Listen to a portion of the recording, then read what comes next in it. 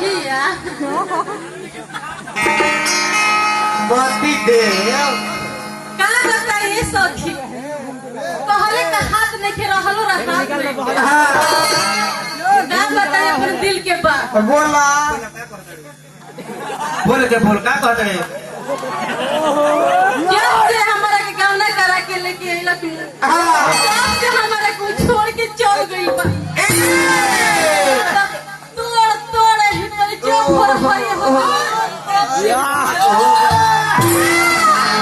का बताई हम तहरा के ये सखी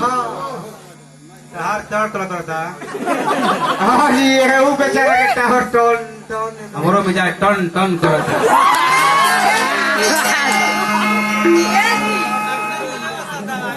रउआ जल्दी आई आई ना तो ई शरीर कुछ दूसरे के द्वार कोड़े लगी वो कौन नहीं है करे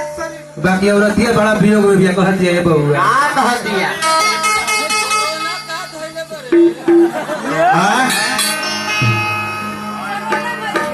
कोरोना से पहले तुम मुंह में चाप लगाबो तो पहले प्रदूषण थोड़ा थोड़ा है ना ये बंद रख रखा एकदम कलर बारी है तो बोलो देखो तो देश कहाँ गुल अभी एकरा बारे में तो है बोलने बनी हमनी ए ना छोड़े के नहीं थे छोड़े के ना कार्य करे मरो उतना बे बाही लगा दे हां के कहा तरीका अरे की कहेला की दूधावा पियावो कि सट जाता सिनावा रीड लगा